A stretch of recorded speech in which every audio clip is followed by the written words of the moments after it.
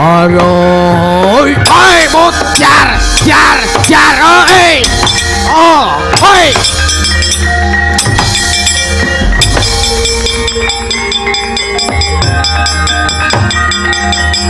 Paro.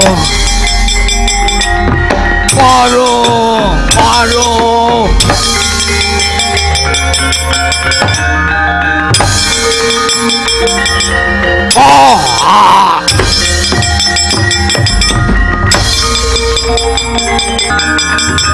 Oh, Jarwe. Oh, Jar.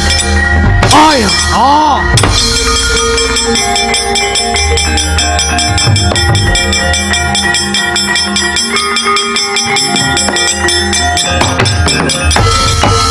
Edan aku cekel tangan dengan edan Raden, aku cekel tangan kiwa. Aku njuk ngapura Raden. Raden Werkudara, aku njuk ngapura. Jono aku Raden, kula nyuwun pangapunten. Bocah. Aduh. Oh.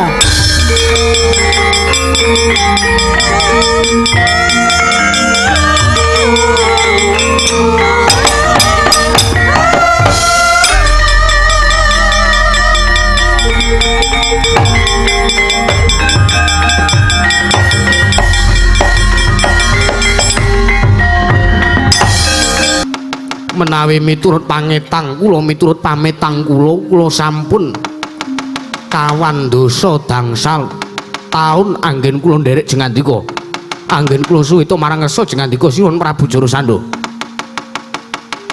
Jroning kowe melu aku 45 taun iki, apa kowe wis ngerti aku muktekke kawula inggih Bajra? Tak takon. Kula nuwun sewu nadyan kula menika sampun ngibaratipun serawung kelawan jengandika sampun dangu. Nanging anggen kula nyumurupi bilih paduka Gusti kula Sang Nata Sinuwun Prabu Jarasandha nggadahi pakarti nedya amuktekaken sangya para kawula negaring Magata inggih Bajra. Setunggal kemawon kula dereng nate mangertosi. Lah, mula kuwi nek urung tau ngerti. Kowe nek urung tau ngerti aku menehi tetulung karo sangya para kawulaku inggih Bajra. Aja kok kawulaku sak turun Magata sak trahe Prabu Jarasandha iki ora ana siji wae sing Prabu Jarasandha wis muktekke. Lajeng paringipun kowe wis ngerti dhewe. Tulung Candra Kapungkur aku kepengin nganakake upacara kengaran sesaji rudra. Ya kuwi ancas gegayuhane aku kepengin muktekke sak trah Magata gedene kawula inggih Bajra supaya bisa mukti ngawibawa Nyakrawati mbau denda. Ning malah saiki wis kepara nggonku utusan karo kowe mbekakak Ratu Nalendra 100 cacahe wis kelakon. Wis tak takon. Lehmu nyulik ratu iki wis ana pira wae? Kula kalian Yayi Dimbaka Ngetang menika cacahipun sampun 97. Lah. Saiki mung kari kurang 3 jangkepe ratu sing bakal dadi bekakak sesaji rudra. Mung kari kurang 3 meneh nggonku nganakake sesaji rudra kunjuk mangersaning dewane Ngangkara ya kuwi Hyang Rudra. Bakale kelakon. Lajeng paringipun kados pundi sinuwun? Aja wedi kangelan kowe budhal menyang negara Ngamarta, Ndarawati lan Mandura. Culiken ratune, biandanen Nalendrane. Pancen gegayuhane Prabu Jarasandha iki bisa muktekke kawula sak nggih Bajra lan trah Magata. Nek pancen kowe lahir batin nggonmu bebila ratu Gustimu, nadyan to kowe kelangan nyawamu ngibarate kowe mesti bakal mujudake apa sing dadi gegayuhane ratu Gustimu. Kemareng kula nyuwun pamit padahal pasilan dinten sak menika. Aja wedi kangelan. Ndak pasare Purbawasesa. Wadya Balaska negara inggih Bajra gawanen kabeh. Riklampit brungkat kimpul gajah gelar singa barong. Ngasih kowe ra bali mbondo ratu telu kisas janggamu kowe Hamsa lan Dimbaka.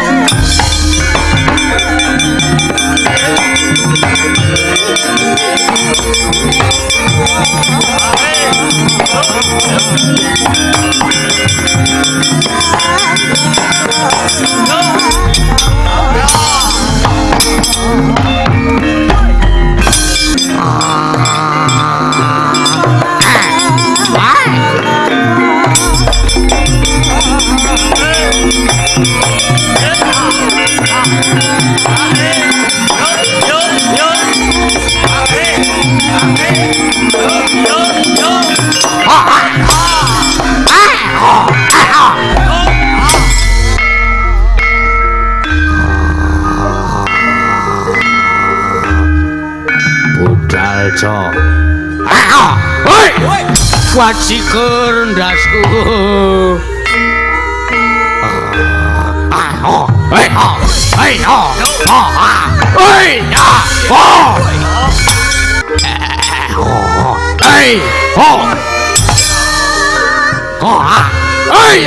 wah wajikur iki rombongan buta-buta do peko hei waduh udan-udan dalane lunyu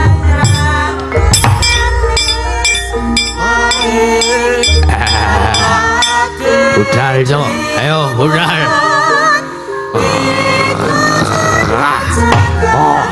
hei suksesnya aku ayo tak jajal no sakrono iki nyandungi tak deloke lho sarang yo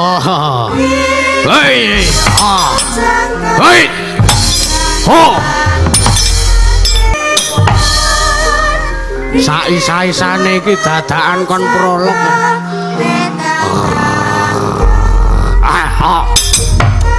ya Allah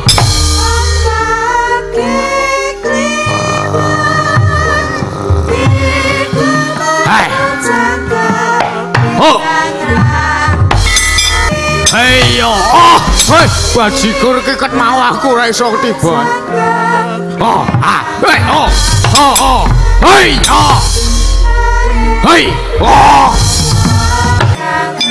mangsaku nek dhewe-dhewe kok ora asik ya arep munggah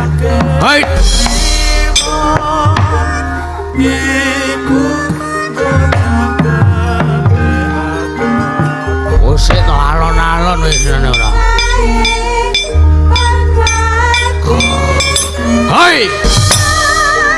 ajigur aku malah kok ndudulanan yo sing mapan kowe iki wis saro turu ora masalah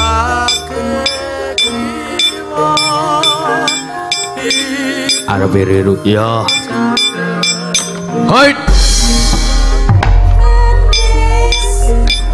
aku benakno aku ora iso ngadeg baleni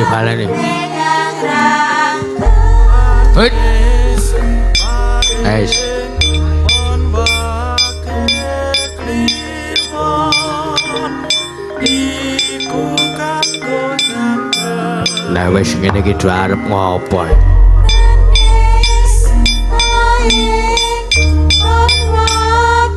apa boh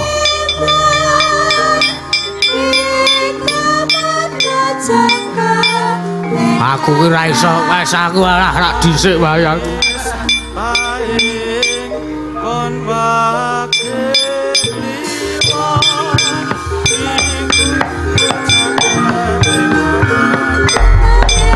benakno kah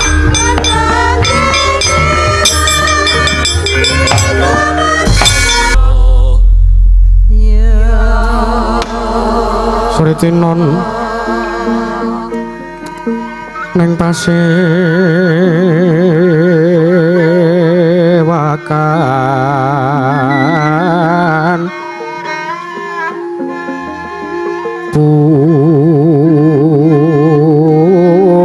busana padha prapting delahan Koko Prabu Sri Bathara Kresna jagat pangestu karo wayah Ndara jagat nggih Yayi Prabu sakalangkung bombong bilawak kang raka ing mandura tebih saking rubeda kalih sing sambikala mboten langkung kuwi ingkang raka ngaturaken salam taklimipun ingkang raka mugi tansah kunjuk marang sejengandika Yayi Prabu Darma Kusuma Yayaji nuning nggih Koko Prabu kula cancang pucang meni dumawing wijang rumeketing Werdaya mboten langkung kaskecak mugi lenggah jengandika wonten praja Ngamarta menika Koko Prabu Baladewa Yayi sampun mboten ngrang prayogi biswanipun ingkang raka ing mandura wonten praja ing Ngamarta dinten sakmenika Yayi Prabu Puntadewa wah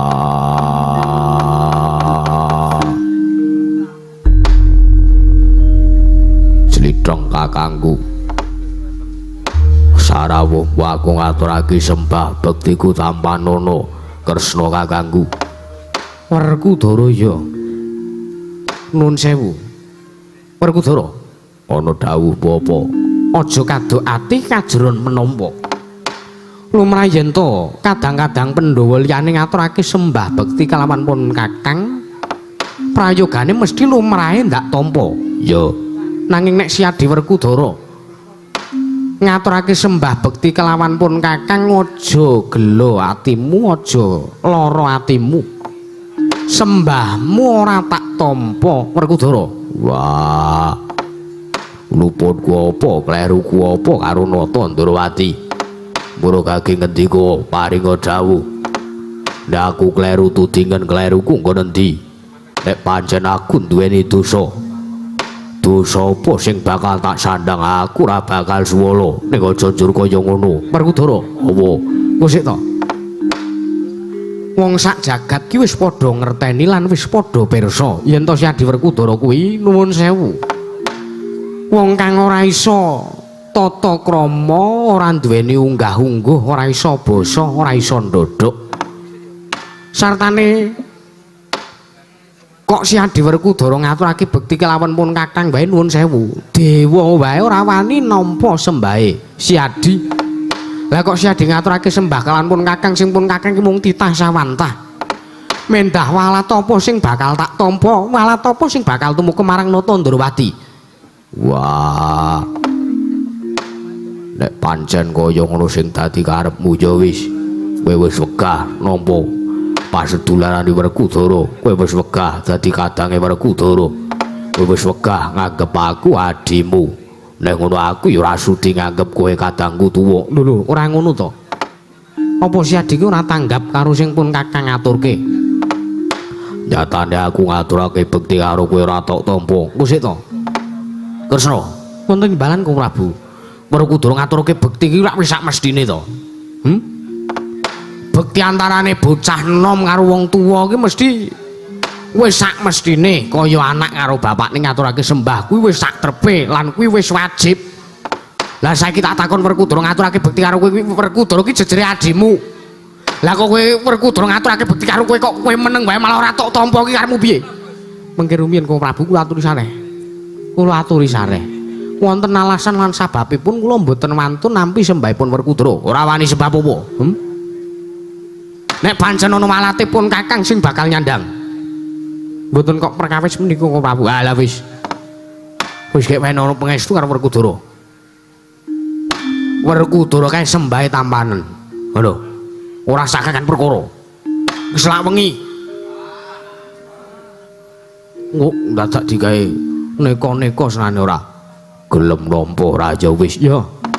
Nadyan kanthi kepeksa, kanthi aboting penggalih.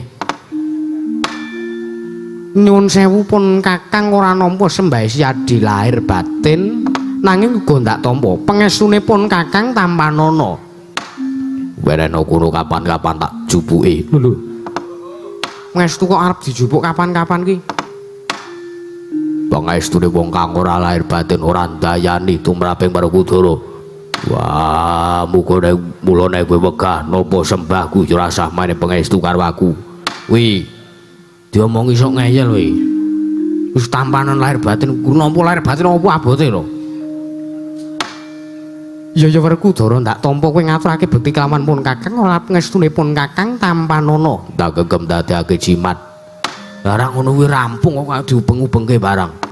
Prayogan nggon mulungguh ning ngersaning barep kakangku, jlitheng kakangku. Ya. Kaya wis ora kurang prayoga praptane pun Kakang dina sak mengko iki, Werkudara. Bule kakangku. Sarawuhmu aku ngaturake sembah, bektiku katur. Bule kakangku. Wah, bule kakangku. Sarawuhmu aku ngaturake sembah, bektiku katur. Bule kakangku. Koko Prabu, ye. Werkudara ndang klan jenengan ndika kok jenengan kendelke mawon. Gusti. Werkudara ki dijeneng. Nata Mandura ki dijeneng, jenengku ki akeh. Ya Baladewa, ya Balarama, ya Waning Pintawasi Jaladara, ya Kakrasana kuwi jenengku kabeh. Lah nek kok Werkudara nyebut bula-bule, kowe ngerti dhewe to, bule ki sirikanipun Kakang. Bule iki sirikane nata mandul aku Werkudara sak geleme dhewe nyebut bula-bule. Werkudara, hawa. Kowe iki rak yo ngerti to. Bule iki sirikane Koko Prabu Baladewa. Lah kok nek kowe ngaturake bekti karang Koko Prabu kok njeluke kok bula-bule. Mbok yo Koko Prabu bekti kula kunjuk apa Baladewa kakangku bekti kula kunjuk ngono wis apik kok. Dadak bula-bule. Wis ngerti bule iki sirane Koko Prabu Baladewa kowe malah nyeluk Koko Prabu Baladewa ki bule. Ora sak trepe Siadi, aja nyebut bule, ning nyebuta nganggo jenenge Koko Prabu Baladewa sing sak mestine. Mergo nek Siadi nyebut jeneng bule, Koko Prabu ra trima. Ora jali bali ana ping 1000 meneh. Kono wis leren malah kene bula-bule. Baladewa kakangku, apa? Nek kowe ra trima wujudanmu bule kaya ngono aja nyalahke Werkudara. Aja gugat karo aku. Nek kowe gugato menyang kajangan ngataso karo sing gawe urip. Wah, wis dilairke, wis ditokke wujud bule kaya ngono ora gelem dijeluk bule. Kowe pancen ora nampa ya wis. Ning kowe ngataso karo dewa. Kowe ngataso karo dewa. Tok celuk bule aku isih tok celuk cemani. Nyatane ireng. Lho, apane? Mbuh. Nek kowe ora trima tak celuk bule yo ngataso marang sing gawe jagat. Yo Werkudara tak tampa mestipun Kakang Tamanana wis gah ribet tau. Ora arep kakan perkara. Wis men celuk bule ora masalah. Ora dadek perkara. Nyatane wujudmu bule kok ora gelem diceluk bule. Yo Werkudara yo. Dak gegem dadake jimat prayogane nggon mulunggu. Baladewa kakangku. Yo. Ngono wae apik Baladewa kakangku dadak bula-bule. Greneng apa? Ora. Ya, kaya ora kurang prayoga praptanipun Kakang. Monggo Prabu Sri Bathara Kresna dan kula ingkang rayipun ing Madukara pun Arjuna ngaturaken sembah bekti kula kunjuk Koko Prabu. Nyai Arjuna Siadi ngaturake bekti kalawan pun Kakang wis ndak tampa. Inggih. Kula arep ngestunipun Kakang ing Ndrawati wae Tampanana Arjuna. Inggih Koko Prabu, sampun kula cancang pucaking weni dumaweng wijang rumeketing mredaya. Mboten langkung kaskecakna ingkang langkung mrayogi lenggah jeng ngandika wonten praja ing Ngamarta dinten sakmenika Koko Prabu Sri Bathara Kresna. Ya. Kaya wis ora kurang prayoga praptanipun Kakang ing praja Ngamarta Koko Prabu Baladewa. Sak rawuh jeng ngandika mugi tansah wilujeng. Ya Arjuna slamet kaku ana ngersaning Yayi Prabu Darmakusuma. Kula ngaturaken sembah bekti kula kunjuk Koko Prabu. Ya. Ora lewat pangestunipun Kakang Tamanana Arjuna. Inggih, kula pundika jimat paripih ndayana ing kasantosan. Koko Prabu nadan kula ingkang rayipun kula sadewa ngaturaken sembah bekti kula kunjuk. Koko Prabu kula ngaturaken sembah bekti kula kunjuk Koko Prabu Sri Bathara Kresna Koko Prabu Baladewa. Yo janji kembar ing sawu jajar lan bumira tau. Wis tak tampa ora lewat pangestunipun Kakang Tamanana. Inggih Koko Prabu kula pundika jimat. Yo kembar tak tampa pangestunipun Kakang Tamanana. Inggih Koko Prabu kula pundika jimat. Inggih Koko Prabu. Mboten langkung kaskecakna ingkang langkung mrayogi lenggah jeng ngandika wonten praja Ngamarta dinten sakmenika. Koko Prabu kekalihipun. Ya kaya ora kurang prayoga. Ya kaya ora kurang penak. Koko Prabu kula nuwun sewu kalepatanipun ingkang rayipun Darmakusuma tadah wadana. Krana dinten sakmangke kula mantun nambayongi dhumateng rawuh jeng ngandika wonten ing praja Ngamarta dinten sakmenika Koko Prabu Yayi Prabu Darmakusuma nggih.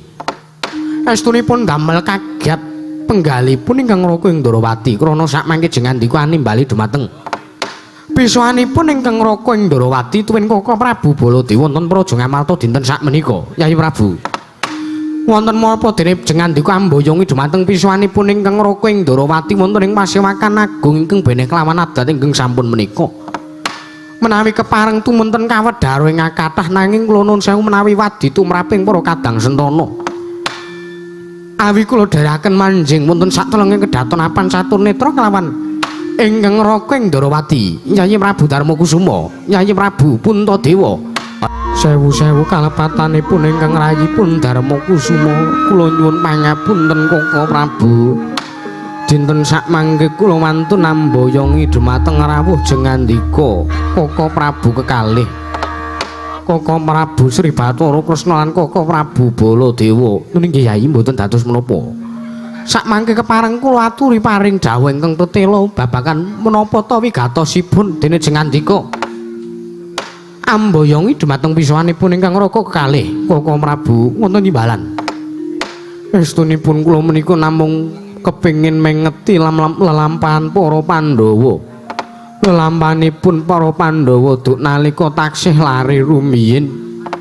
Lelampan kula sak kadang tansah katula-tula katali.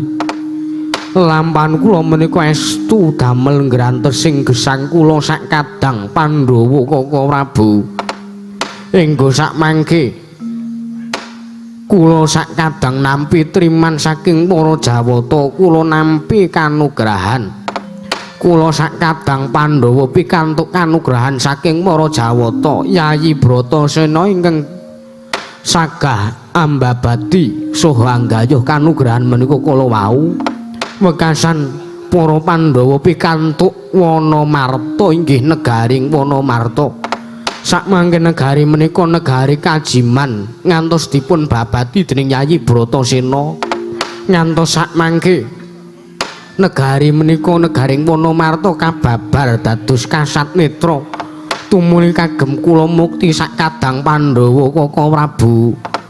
Mila kang saking menika awit lelampanipun para Pandhawa ingkang kados mekaten menika kala wau ingkang rayi rumaos bombong tuwin ingkang rayi nedya ngaturaken panuwun marang ngersanipun dat kamorweng dat kanthi ngawontenaken sesaji Raja Suya Koko Prabu jagat dewa Bathara jagat pangestungkara.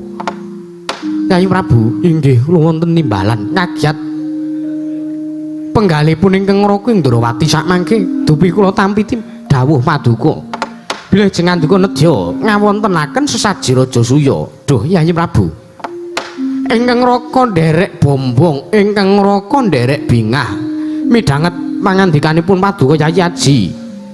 Yayi Prabu Puntadewa, Yayi Prabu kula nderek mangayu bagya.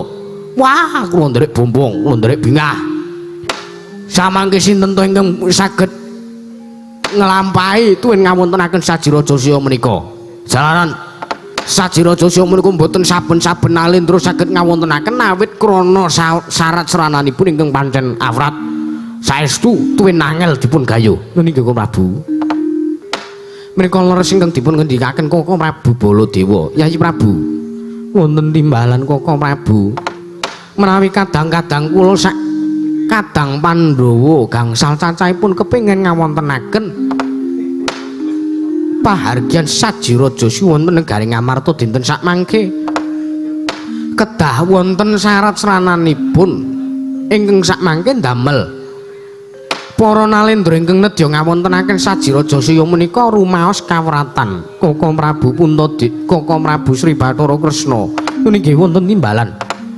Samangke kula aturi paring dawuh kewala menggah babagan menapa ingkang dados syarat serananipun menawi wonten pepanggil ruruba ingkang rayi sak kadang Pandhawa kedah ngaturaken punapa kemawon supados sakmangke saged kasembadan Koko Prabu. Yayi Aji wonten timbalan sesaji Raja Suya menika sepisan kedah dipun sekseni nalendra 100 negara. Mekaten Koko Prabu nggih. Nalendra 100 cacahipun menika kula wau anggenipun badhe nekseni anggenipun nedya rawuh anyekseni tumapak ing sesaji Raja Siya menika mboten kenging dipun peksa. Mekaten nggih. Nalendra 100 menika kala wau mboten kenging dipun peksa kedah lair dumugi batos. Anggenipun nedya nyengkuyung sartanipun anyekseni tumapak saji Raja Suya menawi mekaten menawi pamanggihipun ingkang rayipun Puntadewa mboten badhe rumaos kawratan Koko Prabu dening ingkang angka kalih saji Raja Siya menika kala wau kedah dipun sekseni Brahmana cacah beda ingkang sakmangke nedya anyekseni tumapaking saji Raja Suya menawi mekaten ingkang rayu ugi mboten kawratan ingkang pungkasan menika ingkang nedya kula aturaken menika ingkang para nalendra Sinten kemawon ingkang nedya ngawontenaken sesaji Raja Suya menika rumaos kawratan. Awit krana awrat lan abot saestu. Menapa menika Koko Prabu kula aturi paring dawuh. Menika kedah wonten sesaji kurbanipun. Sesaji Raja Suya menika kedah mbekakak wujudipun kurban ingkang sakmangke minangka ganjeling sesaji Raja Suya. Menawi tetela mekaten Nyai Werkudara barep kanggo apa? Sesaji Raja Suya mbutuhake syarat srana ya kuwi sesaji kurban kinarya ganjeling sesaji. Wah, ora sah palang ati Kresna kakangku. Marata kaki paringa dawuh. Mbutuhake kebu sapi pira? Mbutuhake wedhus pira yen to maaf? Mbutuhake pitik pira? Aja kewan sing cilik-cilik, kewan-kewan sing gedhe wae. Aku saguh jaga lan aku sing bakal goleke. Werkudara, hawa. Nyai Prabu Puntadewa kula wonten paring dawuh. Sesaji kurban menika kula wau mboten kok wujudipun sato kewan. Mboten kok wujudipun kebo sapi utawi mendha menika babar pisan mboten. Apa banteng dudu? Dudu banteng pokok dudu wujuding sato kewan. Nanging apa? Sesaji Raja Suya kala menika kala wau kedah ngginakaken syarat srana sesaji kurban. Inggih menika pun salah satunggiling nalendra Nyai Prabu. Aduh Koko Prabu kula nuwun pangapunten. Kagiat manahipun ingkang rayipun Darma Kusuma sareng kula midhanget pangandikanipun Paduka Kanjeng Koko Prabu Sri Bathara Kresna jalaran kula nuwun sewu Koko Prabu. Kagiate ngalih kula menawi kedah wonten sesaji kurbanipun. Menawi sesaji kurban menika kala wau awujud sato kewan, kebo sapi lan sak piturutipun. Ingkang rayipun para Pandhawa sagah anglampahi sesaji Raja Suya, nanging menawi kedah mbekakak nalendra utawi tiyang utawi titah sawantah ingkang kinarya ganjeling sesaji ingkang boten gadhahi luput lan tanpa dosa. Aduh Koko Prabu kula boten saged anglampahi jalaran dewa menika para Jawata boten paring wisik menawi badhe mukti kedah ancik-ancik marang kasangsaraning liyan. Menawi tetela mekaten Koko Prabu Werkudara awake dhewe para Pandhawa ora sah sida nganakake sesaji Raja Suya. Wah, lah ngopo kok balik? Barep kakangku iki ratu guneme ora kena wola-wali, ora kena blendra-blendre kaya banyu tumumpang godhong sendhe. Nenek pancen mbutuhake syarat srana kudu nggunakake sesaji kurban awujud manungsa pun kakang kabutan di Kresna kakangku. Apa Werkudara? Ngendika sapa sing kudu bleh, sapa sing kudu pateni sing bakal dadi bekakak ganjeling sesaji Raja Suya. Werkudara aja ya dipun kakang sing bakal nampa dedosane. Kowe menenga wae aku tak sandangne pancen ana dosane. Werkudara sing nandang lan sing nyandang kabeh dosane. Werkudara aja siadike kena tak emotake apa ora? Wah, edan ngeyel diomongi ora kenek.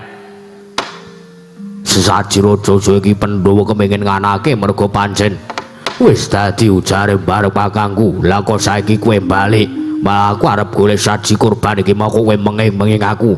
Wah, Werkudara pancen wong kau, pancen wong dosa. Nanging nek perkara babagan pengadilan praja aku saguh nglakoni. Tur meneh mesti wae nalendra sing dingendikake Jlitheng kakangku udu wujuding nalendra lumrah, udu kok wujuding ratu Swanta, udu kok wujude wong sepele, nanging mesti wae wong sing wengis, ratu sing pancen wis ora patut urip ning Madyapada. Bagus Werkudara bener kaya ngono. Pancen bener ratu iki menika kala wau menika kok mboten wujudipun ratu ingkang utama menika mboten. Nanging ratu menika kala wau menika wengis tegel kalian para kawulanipun. Kalian tedak turunipun ratu menika kala wau wengis tegel malah kepara Ingkang Rama saking Nalendra menika malah dipun keleti. Lulangipun menika dipun kelonyom. Wiret krungu apa ora? Ratu kejem kaya ngluwarep diutoke urip. Nanging nuwun sewu Kaka Prabu. Menawi kedah mejahi dumateng tiyang sanes nadan to menika kula Nalendra ingkang wengis kula tetep mboten saged. Barep. Apa Wrekudara? Diomongi Greng ora? Wah, ngeyel. Diomongi ming kari nglakoni. Pandhawa ki ming manut Kresna. Pandhawa ki sing ngayomi Kresna. Lah kowe malah mejang, malah ceramah karepmu piye? Sipun Kakang njaluk ngapura dine akeh luputipun Kakang. Ayo nangis. Nangis. Wah. Njaluk ngapura. Manut ora? Iya pun Kakang manut. Kresna kakangku. Werkudara apa? Ora sah ngruwake atur bareng kakangku. Mula tukake matura ngendi kuwi sapa ratu sing kutak pateni sing bakal dadake ganjel. Sesaji Raja Suya ora liya kejaba mung Nalendra Magata ya ing Giri Bajra. Ya kuwi Prabu Jarasandha. Werkudara Yayi Prabu Puntadewa lan kadang-kadang kula para Pandhawa. Didumadane kawonten pasewakan negari Ngamarta nalika semanten samya midhangetaken ingkang dados pangandikanipun nata ing Ndarawati Sang Nata Prabu Sri Bathara Kresna kagiat kadur wekasan katingalipun Sang Japara kawula ingkang sami seba madyaning kedhaton negari Ngamarta sami alek bilih wonten salah setunggiling Nalendra saking tlatah Sabar ingkang sowan repeh-repeh pindha sata metara galeah-galeah kaya barongan tinanggap akarya cingak kang samulat kula wau.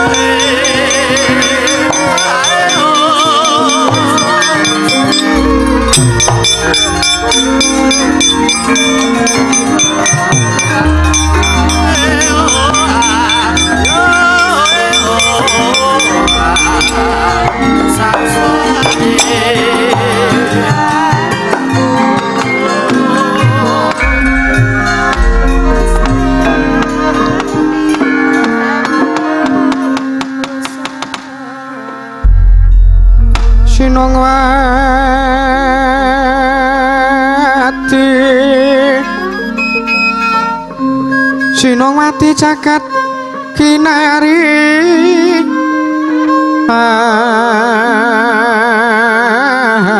among mbak lumembak ombak ing samudra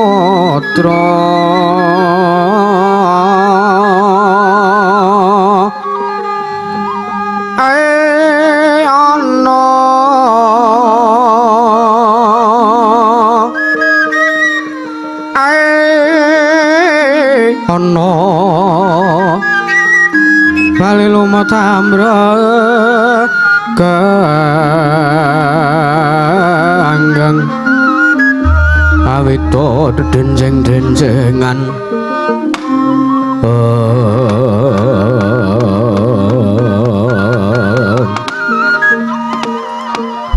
Nun sewu Koko Prabu Drengantus purnanggen kula nampi sabda tama paduka Kanjeng Koko Prabu Sri Bathara Kresna.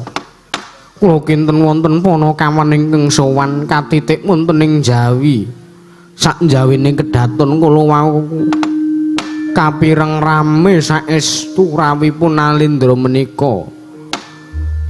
Nanging sareng kula taliting ngrawuh menika katitik saking pangagemipun pun Nalendra menika kula ugi daya jengandika tumuli purba asisi wonten asta paduka Yayi Prabu Puntadewa keparengane bali saha andangu dhumateng inggih Koko Prabu kula aturi lenggah ingkang sekeca nun inggih sampun boten kirang prayogi Kisana kula nuwun sewu sampun nginten kula menika tumambah yekti saweg sepisan kula manuh kelawan jengandika panjenengan menika Nalendra saking pundi sinten jejulukipun Kisana Kisana kula nuwun sewu sampun nginten kula tumambah yekti saweg sepisan menika kula wanuh panjenengan menika Nalendra saking pundi sinten jejulukipun Kisana Koko Prabu wonten timbalan kula sampun nandhangu dhumateng pun Nalendra menika nanging kula nuwun sewu kok netranipun malah tingkem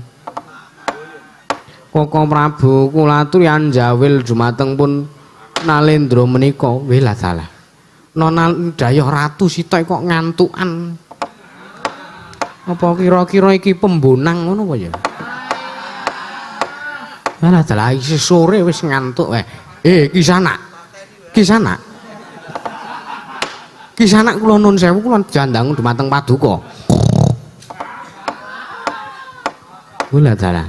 Sare saestu kok Yayi Prabu kula aturi andangu Koko Prabu sobi kula cabutipun wulu cumbunipun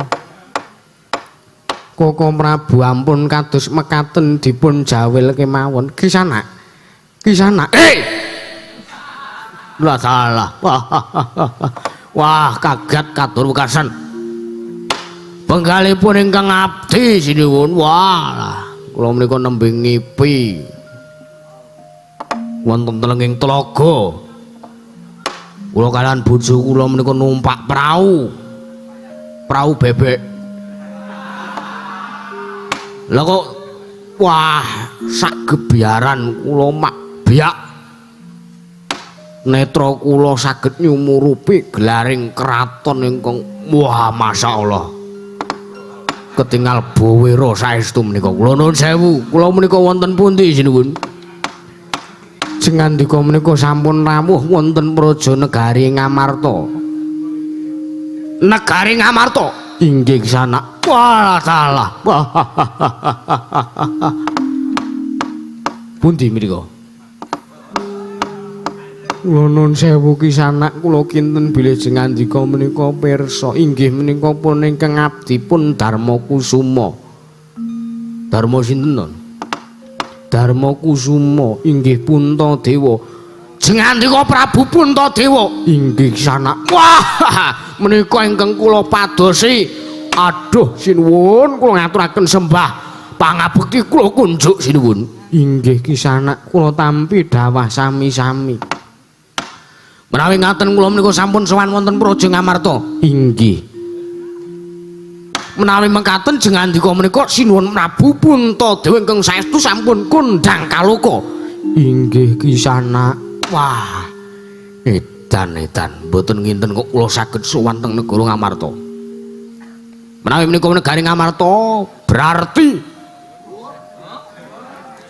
jengandika menika sinuwun Puntadewa inggih Kisana kula sampun matur wungsal wangsul Kisana wah wah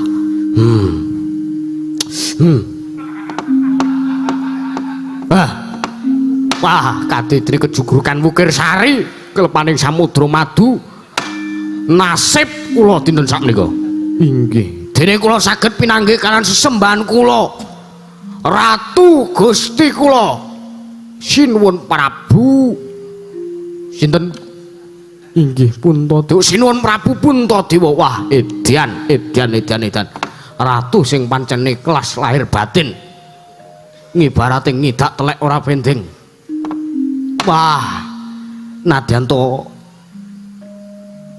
nuwun sewu gesangipun piyambak arep uripe dhewe dibutuhke karo wong liya arep dipateni nek pancen kuwi dadi srana kabagyane wong liya mesti bakal diwenehake edan aja kok bondo donya aja kok nyawa bojo enek dijaluk mesti dinehke wah edan kula menika salut kelawan jenengan kula piyambak menika kepengin duweni sifat ikhlas lahir batin nggo sepriki dereng saged nggadahi inggih menawi bojo kula dipun centhok wong liya menawi bojo kula dipun WA dening wong liya nuwun sawarpa kepentinganipun menika kula namung badhe nagih hutang kula mboten trima inggih mekaten nggih kula dodhok kula labrak wong omahe estu nika inggih menika nyata inggih kisana nggih awit kula menika kala rumiyin sampun dipun damel gelo mekaten nggih bojo kula sing dhisik sing nomor setunggal menika dipun rebut dening penjaipung wah edan wah lah kok ketulo-tulo lelampahan kula inggih kisana kula nuwun sewu jengandika menika nalendra saking pundi mengke riyin teng mriki kula sowan teng negara Amarta kok enten patung gedhe banget ning nuwun sewu ana patung kok iso kedhep patung dengkulmu mlocot lho iso omong menungso tiyang iya nuwun sewu jengandika sinten Satria ing Jodipati ya ing tunggul pawenang aku Werkudara Raden Werkudara iya dasar kepara nyata wah jagat dewa Bathara wah kula mboten nginten bilih kula saged pinanggih kelawan jengandika Raden bekti kula kunjuk tak tampa edan no Satria gagahe kaya ngono mentah iki dawane sepira ya jengandika menika ngendika mboten sepatunipun kok dawanipun pinten kula bingung inggih kisana nggih nuwun sewu menika wonten satriya bagus tanpa cacat pengawak tirta gwaya tejuk menika sinten menika pun rayi kula panengah Pandhawa pun Yayi Arjuna Raden Arjuna inggih kisana wah menika ingkang damel kula cemburu menika inggih nyatanipun sedaya para wanita wonten negari kula menika sami gandrung kapiyandhem yan Raden Janaka inggih saben omah prawan ngoten ku kamare dipajangi putune Raden Janaka garis keras pokokipun mawi kalih Raden Janaka menika inggih kisana nggih nuwun sewu menawi kula wengkeng jawil kula wonten wingking kula menika sinten menika pun kadang kula ing Ndarawati pun Koko Prabu Sri Bathara Kresna sinuwun Kresna inggih kisana wah wedan kok teng mriki iso ketemu wong-wong kondang sinuwun Prabu Kresna menika ingkang saestu lantip wasis limpat ing pangertosan ilmu pengetahuanipun menika mboten wonten ingkang ngungkuli awit Prabu Kresna menika pancen estu titisanipun Sang Hyang Bathara Wisnu menika menapa Wisnu iki Sang Hyang Bathara Suman inggih nggih kula menika arep ratu elek-elek ning kula niki nggadahi indra ke-8 kula saged nyumurupi sinten ingkang manitis wonten jiwa raganipun Sinuwun Prabu Kresna menika inggih kisana nggih menawi jengandika menika ingkang manitis menika menawi boten lepat menawi kula tingali saking netra batin kula menika ingkang manitis kelawan nuwun sewu raga jengandika menika Sang Bathara sinten kisana nuwun sewu kok rada pangling kalih dewa sik niki kula Nun sewu Gusti. Ah, jenengan Bathara Sadirin sanes ki sama. Sanes Bathara Sadirin. Wah, nggih, kula emut. Wah, menika mboten pangling menika Sang Hyang Bathara. Sinten? Inggih Bathara Darma. Nggih, Bathara Darma. Wah, edan. Wah, rame teng mriki. Nggih. Kraton ambune wangi. Inggih, mboten benten kalih kraton kula niku benten. Kraton kula niku ambune ming telek pitik tok. Mboten enten wangi-wangine blas. Nggih. Kula nuwun sewu jengandika menika Nalendra saking pundi? Nggih, kula Nalendra. Nuwun sewu saking pundi lan sinten jujulukipun Kisana? Nggih. Awon tanpa rupi mbok blengkeng sudi mestani dhateng kula. Kula menika wingking saking negari ing Pagralun. Ingkang dados jejuluk kula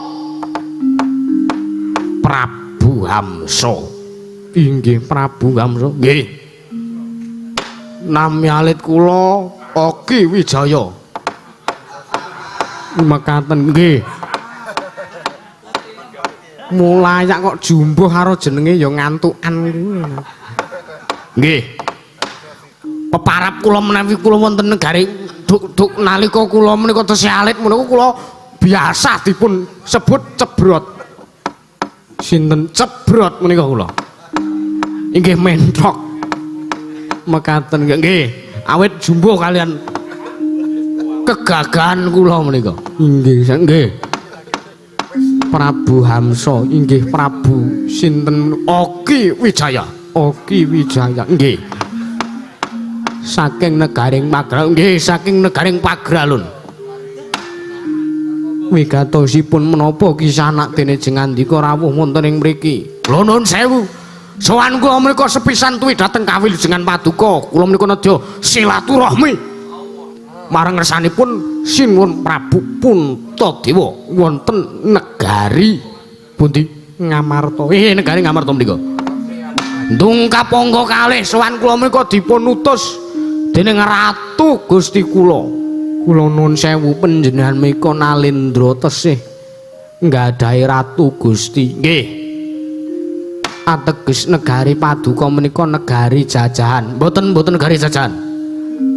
Negari kula menika madeg piyambak. Negari kula menika merdeka. Inggih, nanging menawi jengandika menika sampun madeg Nalendra teka tesih dipun wengku dipun purba dening Nalendra sanes. Menika naminipun negari jengandika menika negari jajahan. Mboten. Nggih awit pendak-pendak warsa, pendak-pendak taun menika kula ngaturaken glondhong pengareng-areng peni-peni raja peni guru bakal guru dadi marang Ratu Gusti kula menika. Inggih menika naminipun negari jajahan. Mboten diomongi kaya inggih sak Belilah Paduka badhe mestani kados pundi? Nggih, negari kula menika madeg piyambak. Mboten kok negari jajahan. Negari kula menika merdeka. Negari kula menika ingkang mengku amung Prabu Hamsa sahaja. Nggih. Lajeng wigatosipun Ratu Gusti kula menika negarinipun Ketaman Pagebluk. Inggih, jejulukipun kula mboten saged nyebat wonten mriki. Awit menawi kula sebat sak menika mengke menika rokok kula kantun sak lencer menawi kula nedya nyebat wonten ing mriki mboten saged. Nggih. Jejulukipun mboten saged kula aturaken wonten ing mriki ingkang baken Ratu Gusti kula utusan kalian ingkang abdi pun Prabu Hamsa. Supados samangke kula menika sowan marang ngersanipun Sinuwun Prabu Puntadewa. Awon-awana kula menika sowan dipun betahaken dening Ratu Gusti kula. Inggih wigatosipun nggih Ratu Gusti kula menika utusan kalian kula supados kula sowan wonten negari Ngamarta. Awit najanto kula menika ngibaratipun titel kula wonten negari kula menika endhek dhewe nanging kula dipun utus supados sowan wonten negari Ngamarta. Kresna. Nun. Pun rene kok gecake ndase ngomong bulan bali sareh kok Prabu nuwun sewu.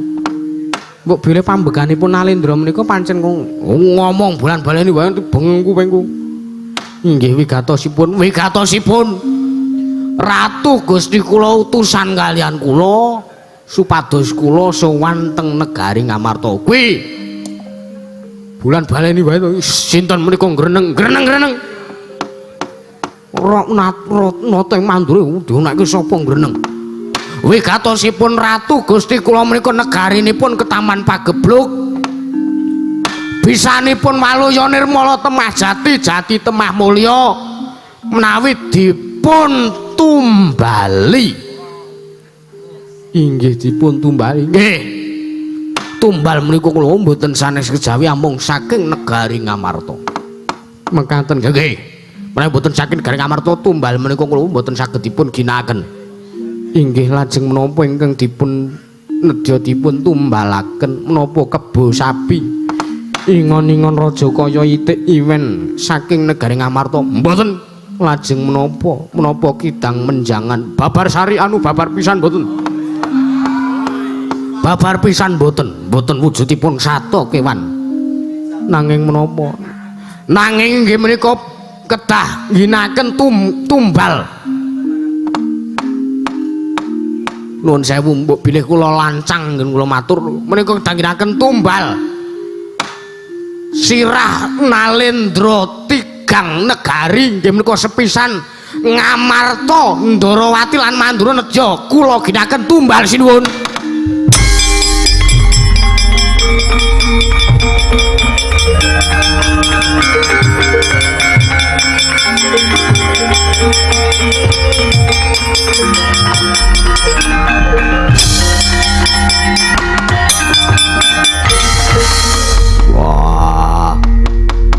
Melewatu capmu kaya wong regem jimat kaya wani ndilat persiabang.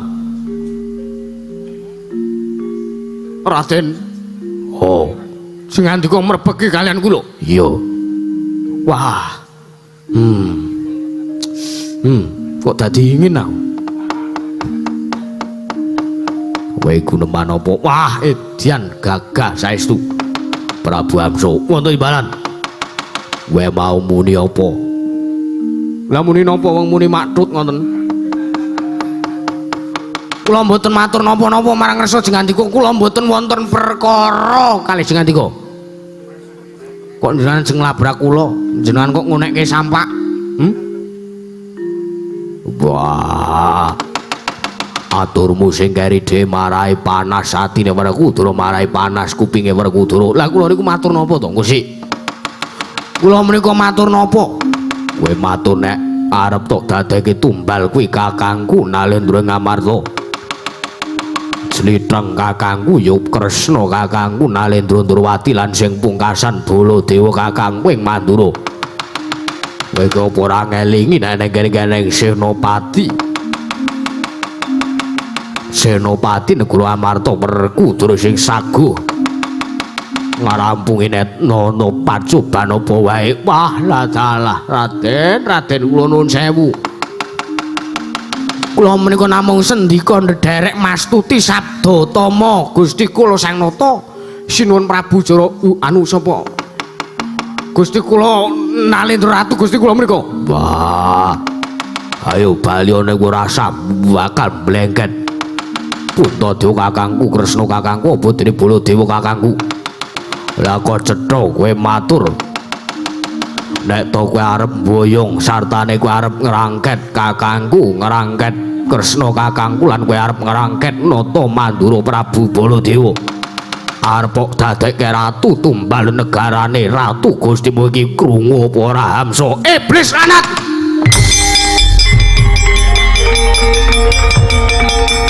Wah menungso ratan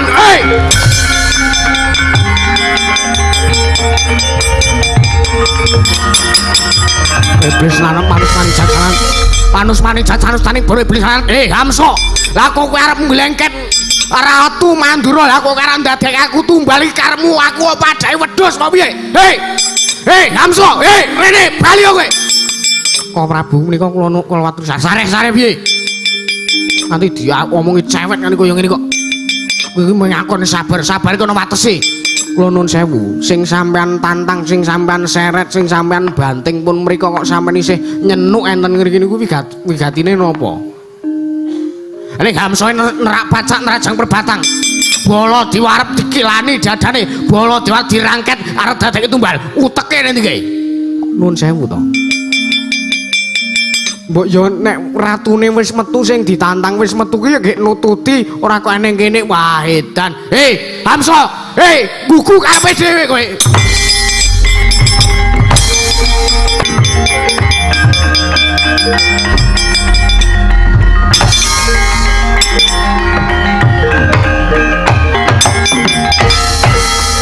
Aduh Koko Prabu kenging menapa kawontenanipun dados mekaten. Yayi Prabu kula nuwun sewu nggih.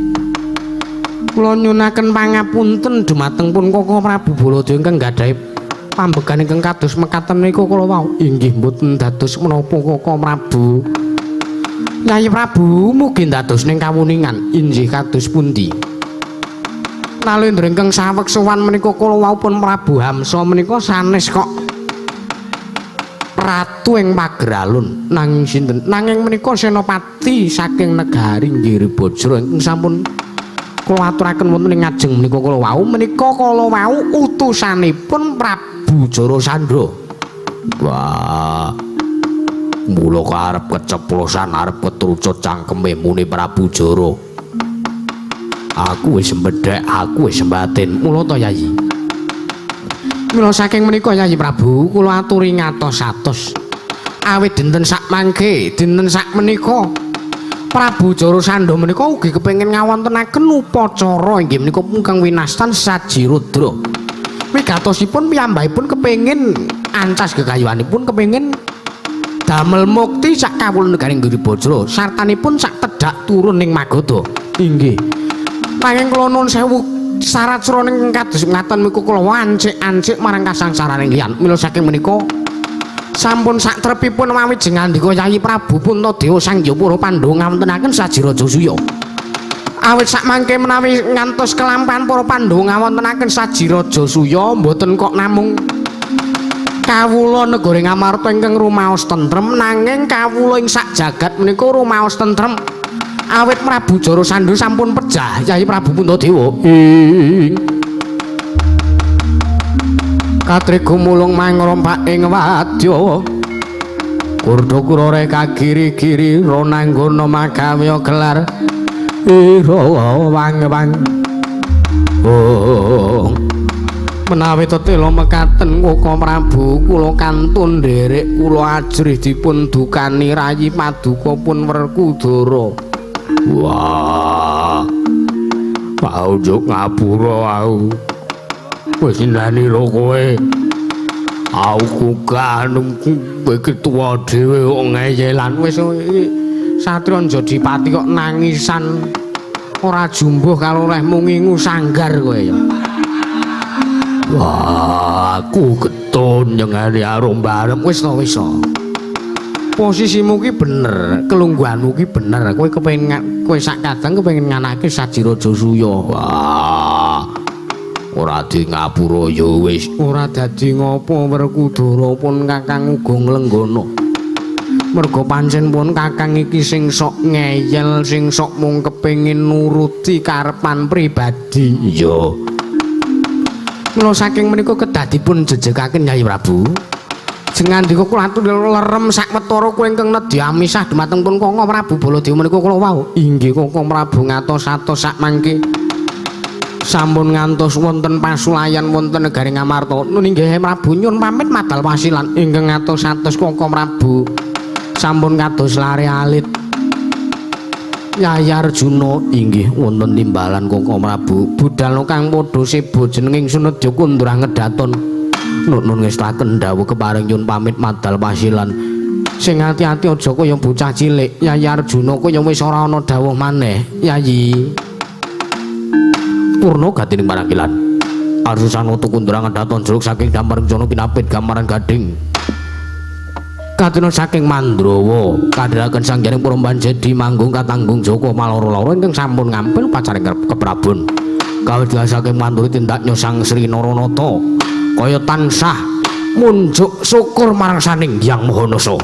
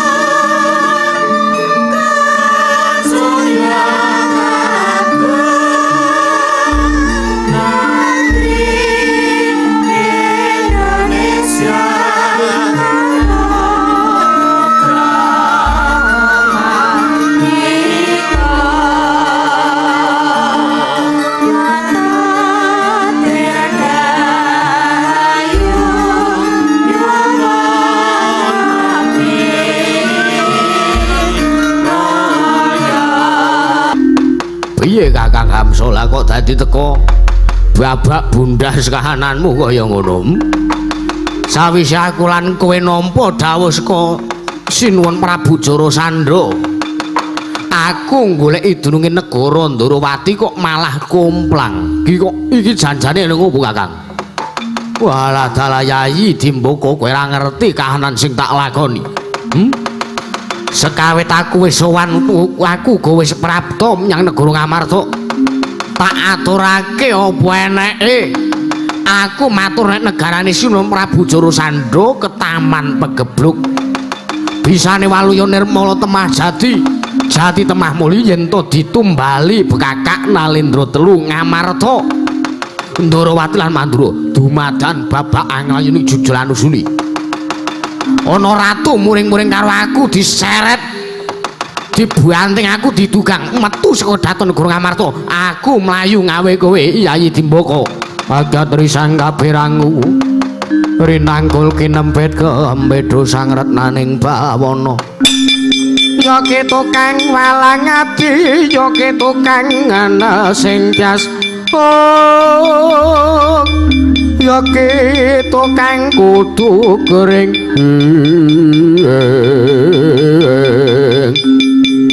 Ya ketukang ana sing jas.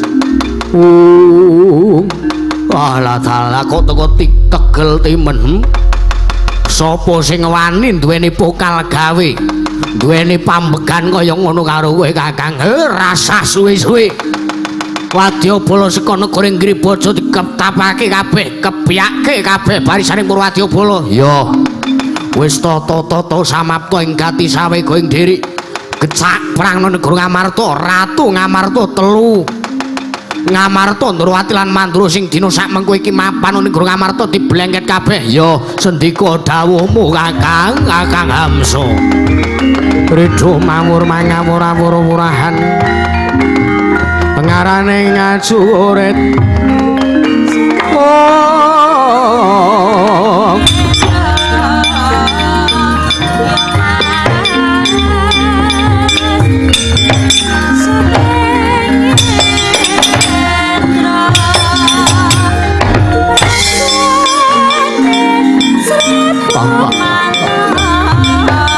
Ucal, hey!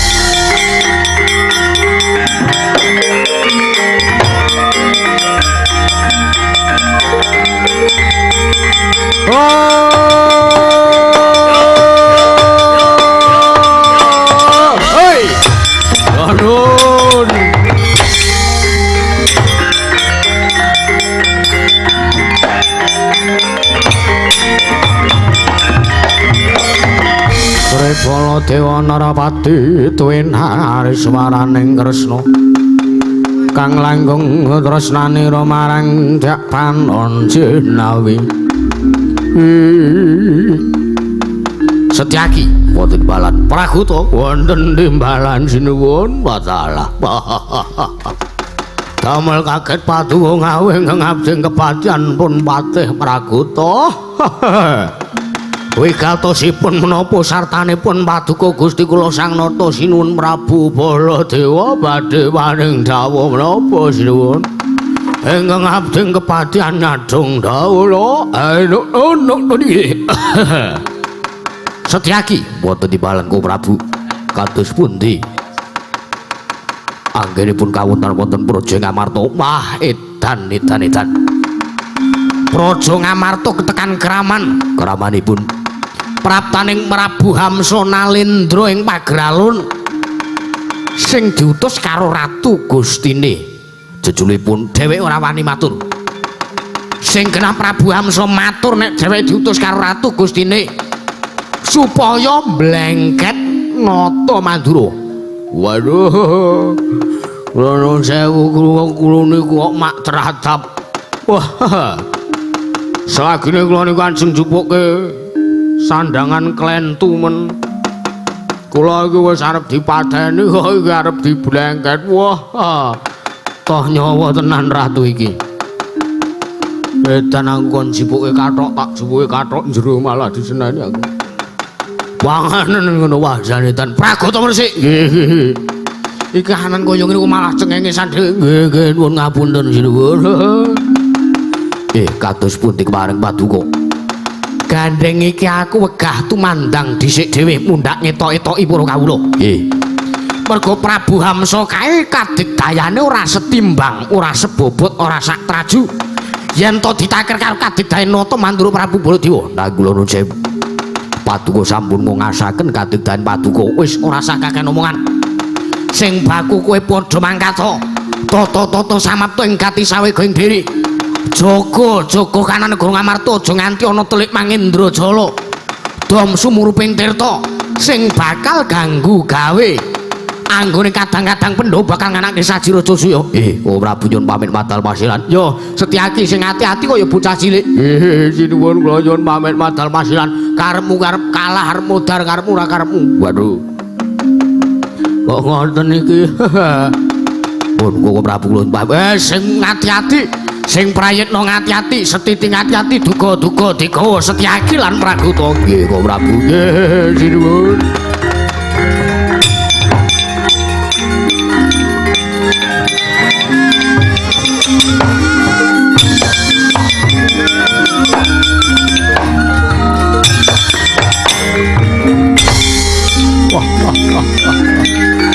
Halo, pamit nuwun.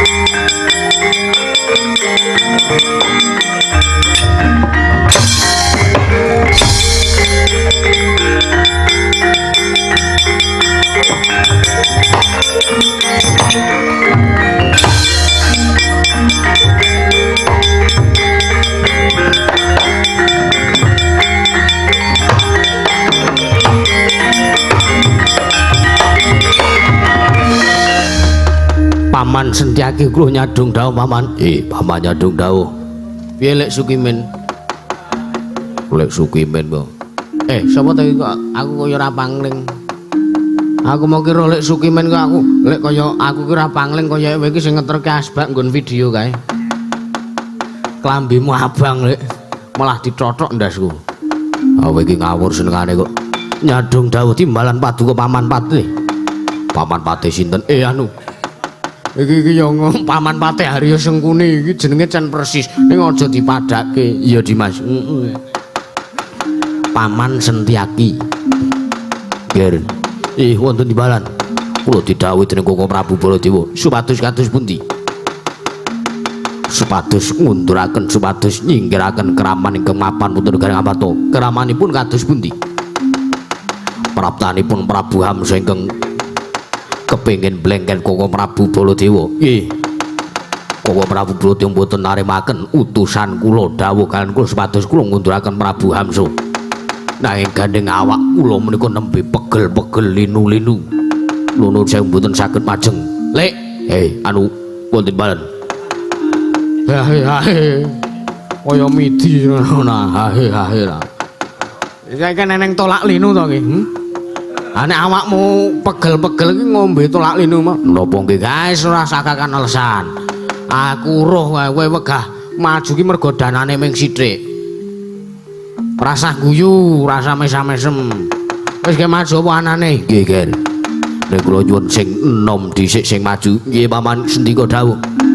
Angger Gatotkaca mangsa Prawa. Paman.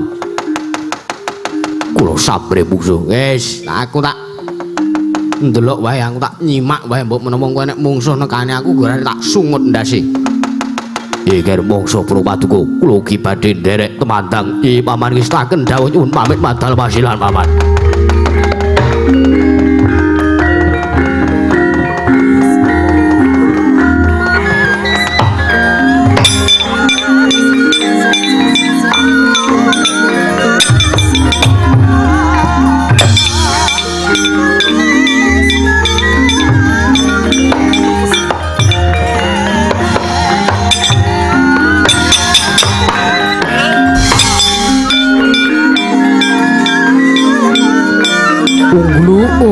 Unglu.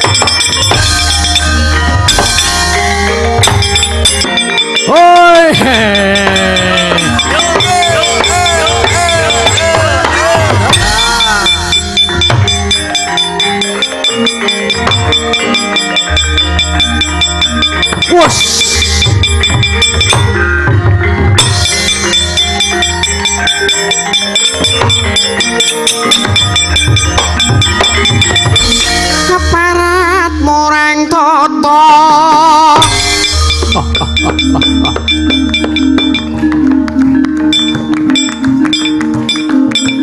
kaya satriya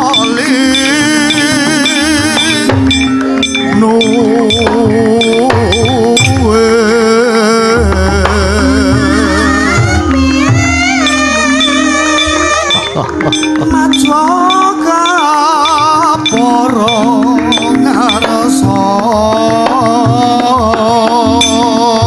sertanganku andeng yuta brengwa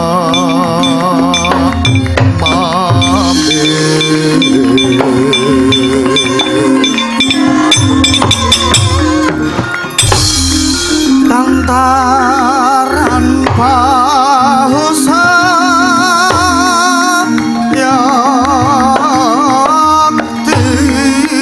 rasa guyu sing oleh noprateng lampu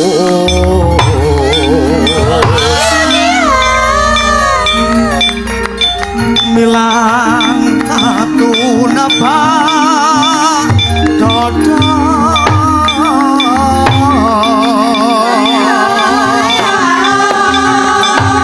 son pacotmu takkan regi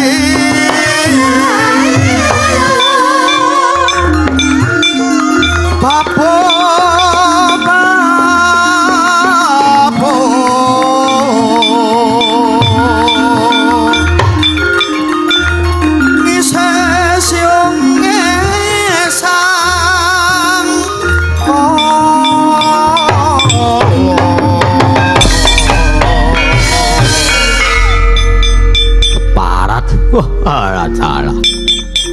aglam bergagah kaya anda mentang kaya gendewa. Sapa kowe? Ana satriya sisih gleleng pacake ndlesep ning jero lemah. Mbok yo ndlesep ning liyane. Lemah kok ndlesep ya. Dalah. Kurang gawean sapa sing dadi jenengmu Gus? Takon karo aku satring jangkar bumi Raden Antarja. Antarja. Iya. Balik takon karo kowe jenengmu sapa? Wah, dalah. Wadya boleh ngiri bojro aku Tumenggung Prawara Kendra. Tumenggung Prawara Kendra. Ya Panigas Jonggo, ya Panigas Jonggo, ya Panigas Rikma, tukang cukur rambut hus. Ngawur nek ngarani kebarat ya. Kowe gatimu apa dampyak sak wadya balamu tumuju ning negara Ngamarta. Nalendra Ngamarta blengkete. Nalendra Ngamarta Ndrawati lan Mandura blengke tak diadekne keraman men mudyar. Lak diadek tumbal syarat Surana. Anggone ratu Gusti Sinuhun Prabu Jara Sandung anake Saji Raja Soya. Ayo. Wis sumingkra aja dadi pepalange lakuku. Sak wadya balaku aja takon dosa ora sumingkir kelakon tak remet-remet kuandawak tugel-tugel balungmu. Coco muntabler kenentap duka yayasinepe netra pocak ngonder andir. Keparat manus maning jajalan menungso ora tatanan. Lah kok teko kowe ngilani dadane Wa Prabu Ngamarta, Wa Prabu Ndrawati lan Wa Prabu Baladewa. Apa abamu? Nek pancen kowe arep mblengket telu Nalendra kuwi mau arep mblengket wong tuwa-tuwaku. Langkah ana dhisik luwih dhisik tugelen. Janggane Antarja babon babu. Babu ora babon ora. Ya niki angrem ora. Wah, babu. Lena pangendamu candak gurumu. Antem diadamu. Cekek gurumu mudyar, bojomu dadi rondo. Maju jangkah ra bakal tinggal loncat sumbang suruh jing-jing.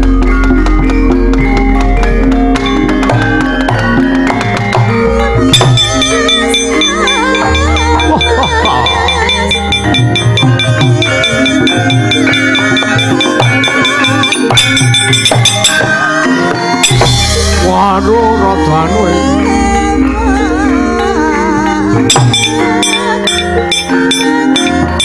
As.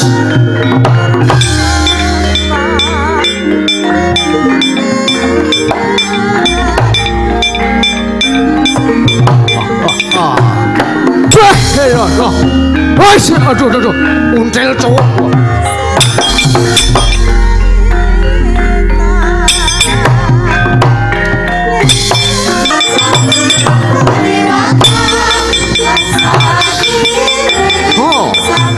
Ôi ya ôi thôi đây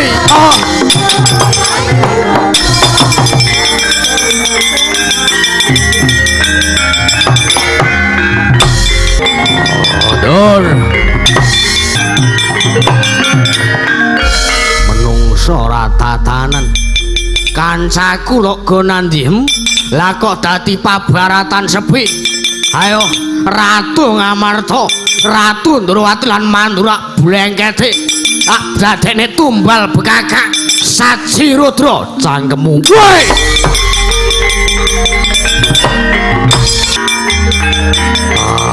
ai jarne ayo lo hei wah Os jar aduh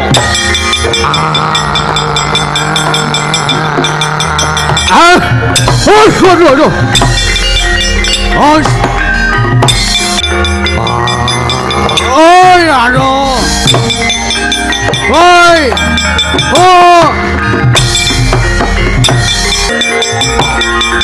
ai aduh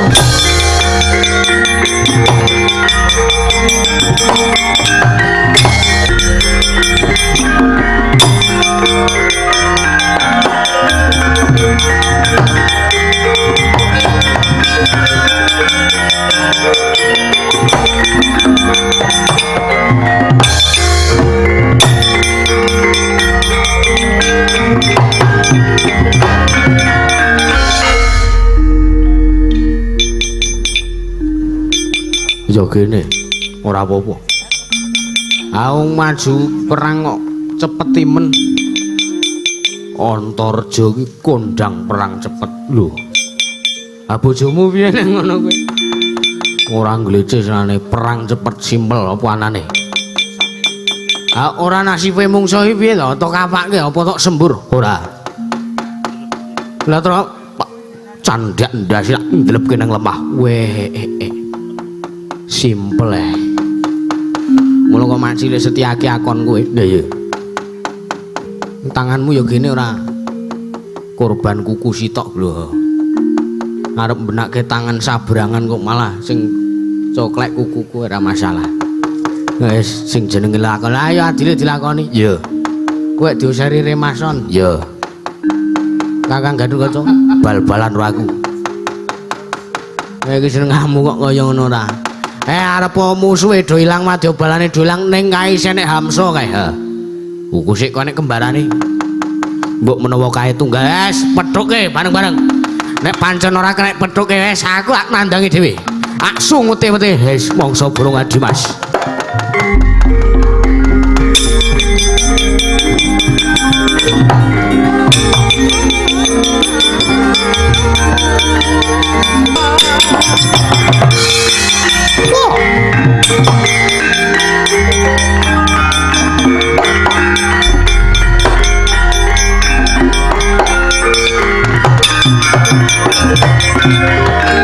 Manggahan gru sumbar mawalindo bumi konjeng kumalu kuntur ketuk hong rumembak banyu kangku mambang wah edan menungso ratatan kusik. Lho kok dadi iki sepi pabaratan rano wong wingi iki ya gene iki. Wah edan lho Raden mandeg mungsuh Kurata sepi kaya ngono dhewe Pak. Wah edan lho.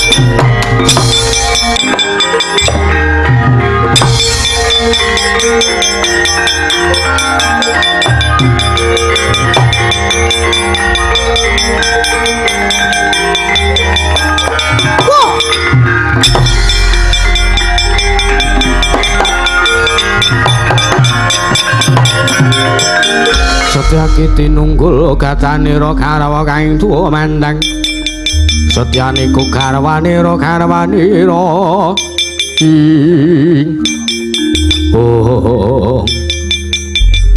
Kowe Prabu Hamsa satriya kanthet ngeyayet brengosing lur kritu mangke kuping kiwa tengen sapa kowe?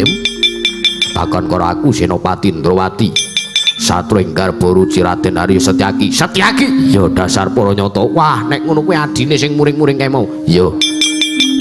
Aku diutus dening Prabu Baladewa supaya ngundurke kowe. Piye? Aku diutus dening Prabu Baladewa supaya ngundurke kowe. Wah. Serep apa piye nyawamu? Wis serep apa piye nyawamu kowe arep ngundurke Prabu Hamsa? Aku ki ratu sak donya digdaya dhewe. Lah kok dadi kowe arep ngundurke karo aku mung mergo didhawuhi karo ratu sapa sing muring kamu? Kok Prabu Baladewa karo Baladewa. Apa ya kelakon kowe arep mateni aku, apa ya kelakon kowe arep nyingkirke aku? Cangkemmu. Woi.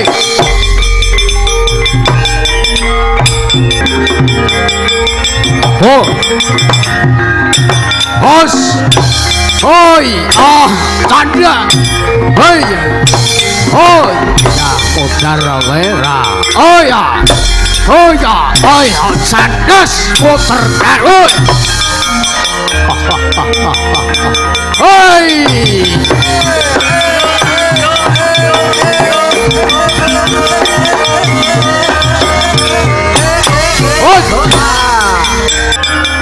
Oh, se vaya, vaya, vaya, hey, hoy, canda, ay, vaya, ay, kanane, sabato, ay,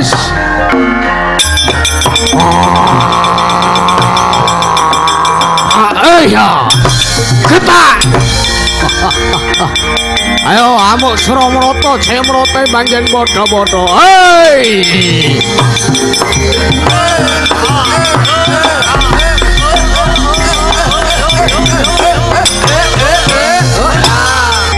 Aje.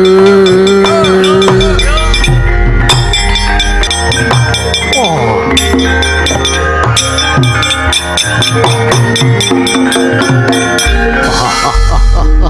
Sapa kowe le? Ana ratu ane ngobrak-abrik negara Ngamarta.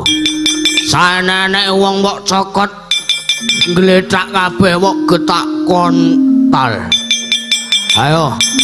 Wah iki nek wong cengengesan raine full senyum sapa kowe?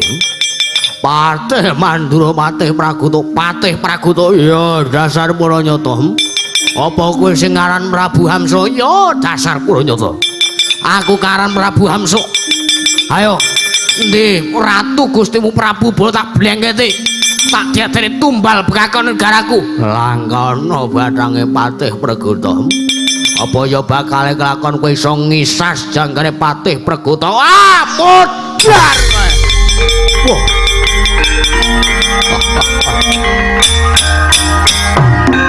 Wah, edan. Ayo temen. Ho. Ho. Yo, kaisan aku aduh. Wah. Aduh. Oh, ayo lo.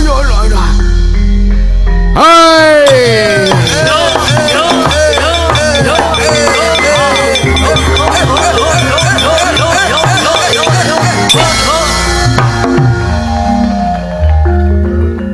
Aduh. Ayo bu sakelmu. Wah, edan.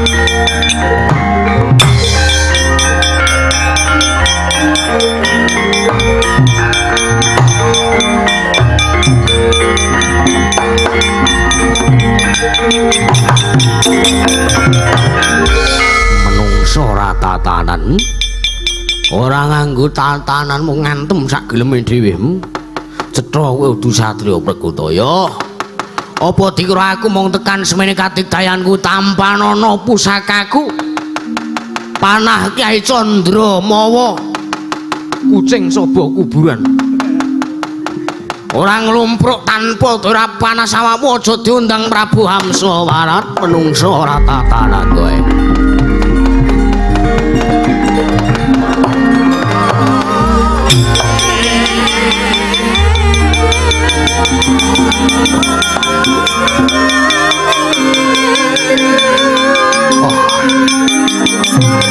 Hoi. Hos. Woi, aduh.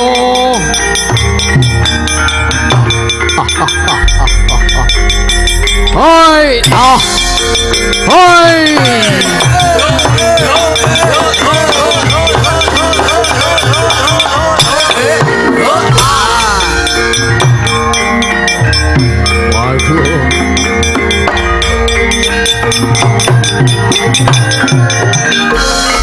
Dar kowe. Ora iso nglawat panah ndasmu. Waduh lumpuh. Edanane lumpuh iki edan keparat. Nang panas kok awake ora sebane. Kowe mung iso omong ora bakal iso bahaya. Nek pancen ratu Gusti Mudigdaya. Ayo Gage, ayo nono Prabu Hamsa. Sik tak pindah kene nek semute edan aku iso obah metu. Wah. Edanku.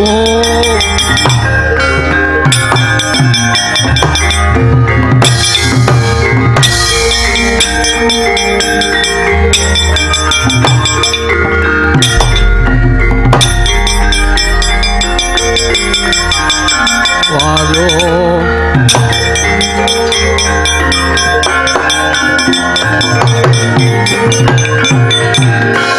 Aduh kok Prabu kula kawon setyake musuh Hamsa iso kalah.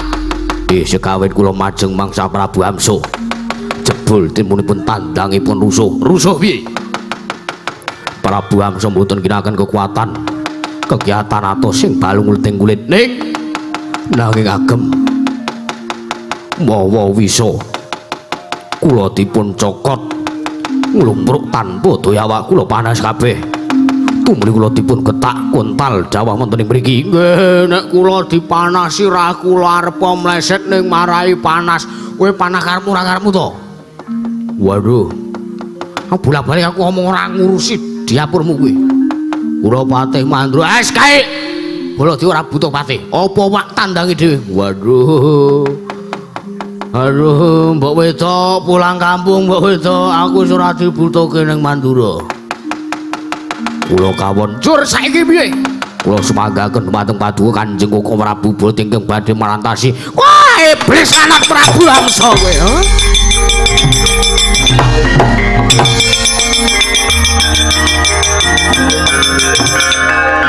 matane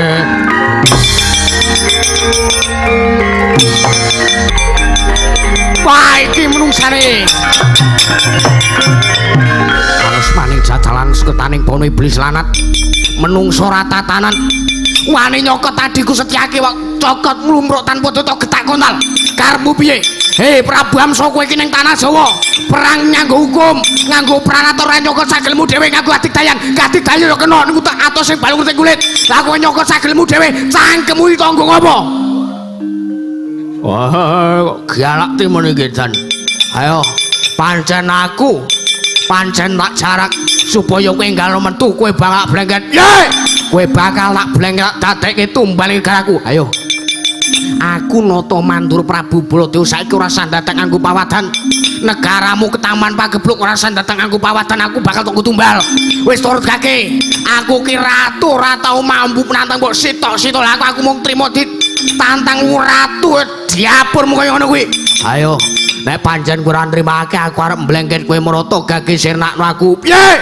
sirnakno aku kowe njaluk tak sirnake njaluk cara kasar apa cara halus sak dublak tukaca kebo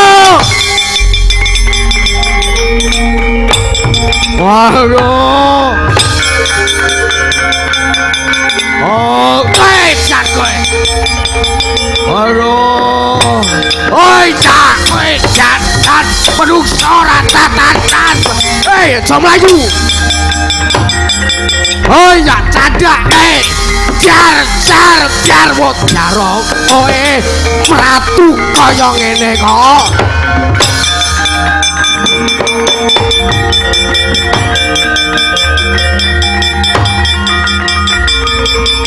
aduh oh jar anjak sirah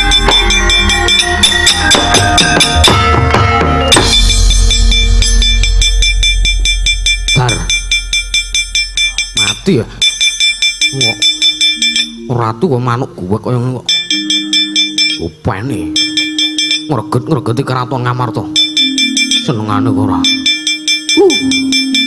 ngesel-ngeselke wong liya geleme dhewe ngapusi nggo pawadan tumbal barang pangan kuwi geleme dhewe ora kocap kacarita nalika semanten Sang Nata Prabu Hamsa Sirna Margalayu awit saking digdayanipun pusakanipun Sang Nata Prabu Baladewa ingkang ngaran Kyai Nenggala kocap katurukasan eling-eling Nalendra kembar raga loro nyawa siji mulat Sang Prabu Dimbaka nyumurupi kuwandanipun ingkang rukuh Sang Prabu Hamsa saking katebian melajar-melajar anglangkai kuwandanipun Sang Prabu Hamsa gregah kaya wungu saka nendra kakang tangki kakang oi oh oi apaso iki glure kae aduh jar le yo jar oh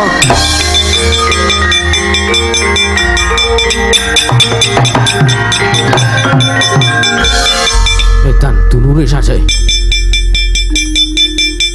padha rupane keton-ketonane padha sing bedake awake lemu karo ora edan Rupane koyo penjaipong kimpul ya. Ora asing aku iblis lanet. Maju. Wadya balamu, malah tunggalmu kae mau. Ora iso nglawat kowe mati kabeh menungso ora tatanan. Tan prabeda kadedene ingkang ngraka Sang Prabu Hamsa. Sang Prabu Timbaka Sirna Margalayu awit dayaning pusaka Yanenggala. Kocap kadhep kasan mlajar saking katebian Sang Prabu Hamsa nglangkahi kuwandanipun Sang Prabu Timbaka gregah kaya wungu saka nendra. Hei tangi bocah. Hei, oiso.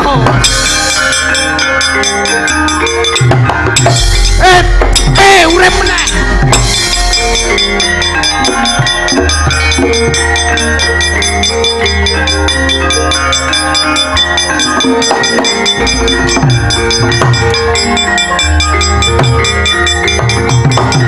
Hoi. Biar mutiar kowe yo. Ayo, aduh. Oh.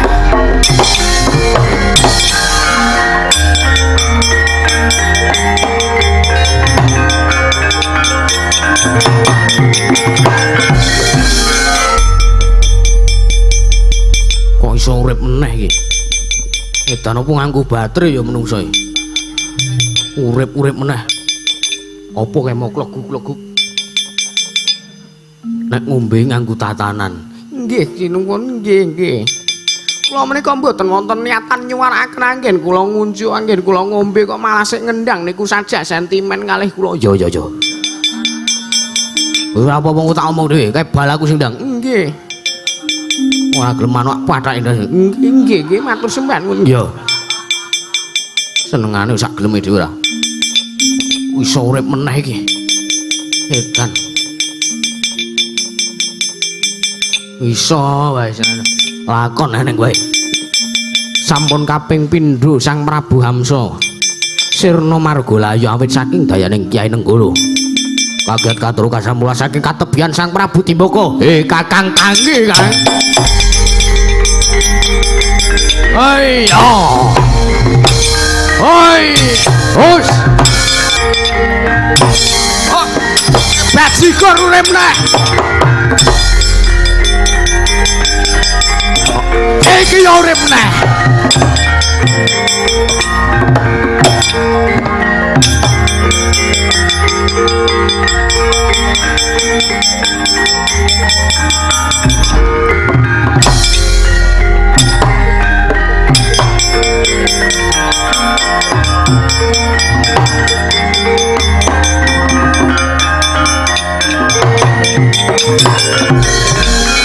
Resna sinayeng manglung mentonaken rewe kramanira kanggo mitir kanggo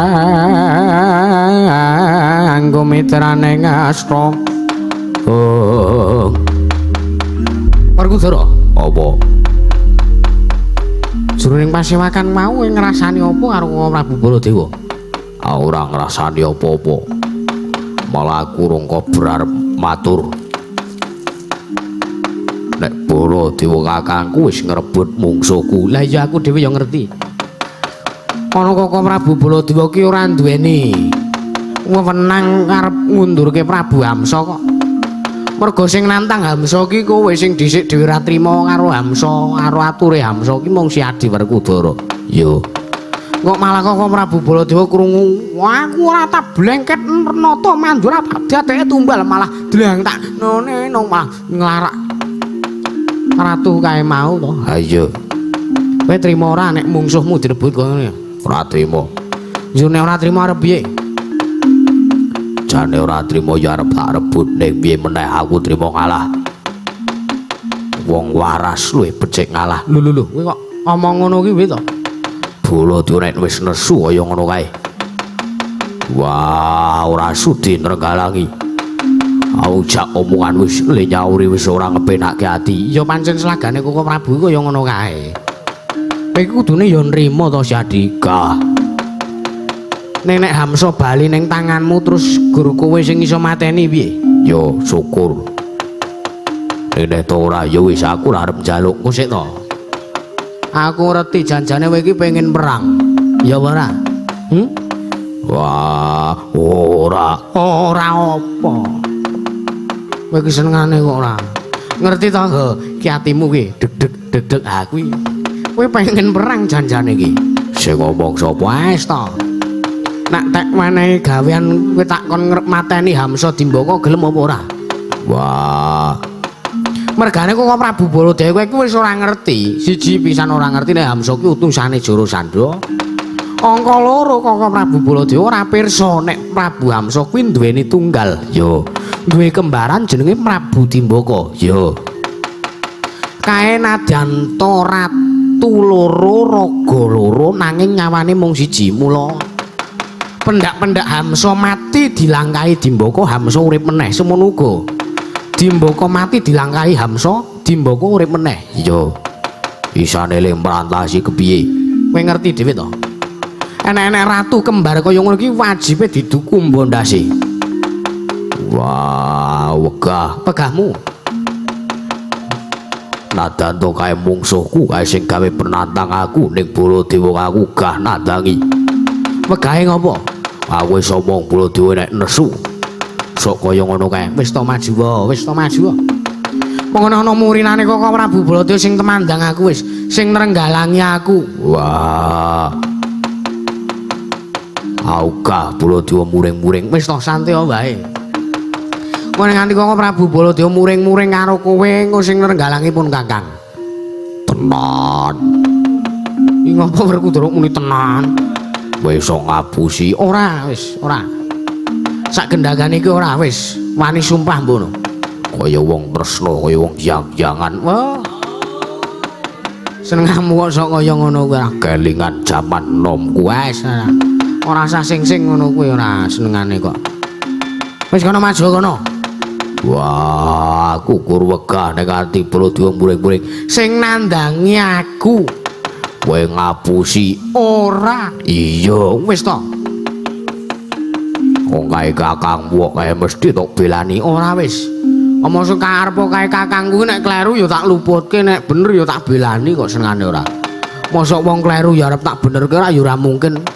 Wong kleru arep dibelani ki ora ya ora mungkin. Wis kono maju. Wah.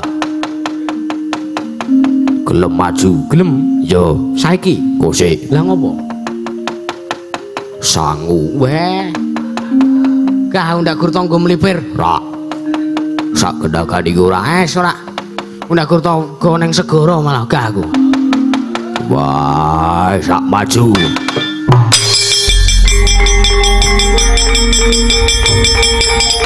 Pedian.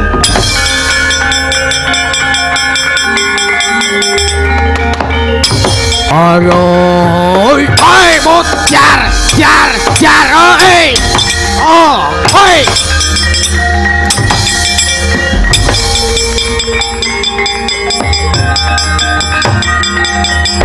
Aduh, aduh.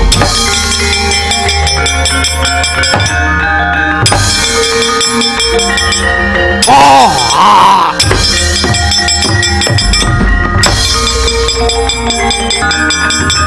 Oh, jangan weh. Oh, jangan. Oh, ya. Oh.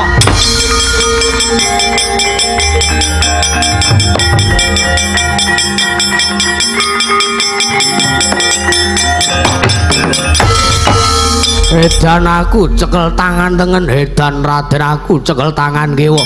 Aku njuk ngapura Raden.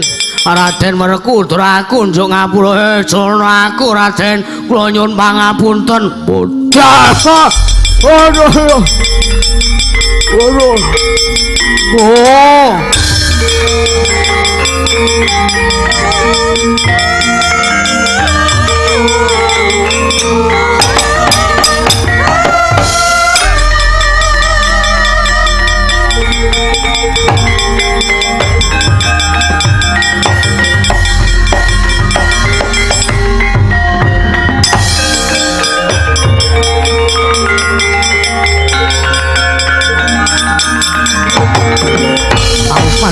Taning bom nek iblis arep menungso ra tatanan men. Lho.